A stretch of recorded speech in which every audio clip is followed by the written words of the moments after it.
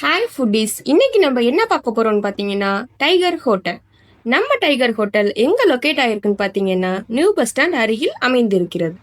நம்ம டைகர் ஹோட்டல்ல தரமான மிக குறைந்த விலையில் சுவையான சைவம் மற்றும் அசைவம் உணவுகள் அனைத்தும் கிடைக்கும்.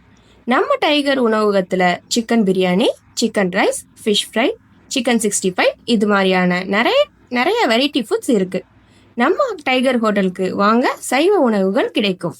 நம்ம டைகர் ஹோட்டலுக்கு ஃபேமிலியோட வாங்க, சுவைத்து பாருங்க. தேங்க்யூ.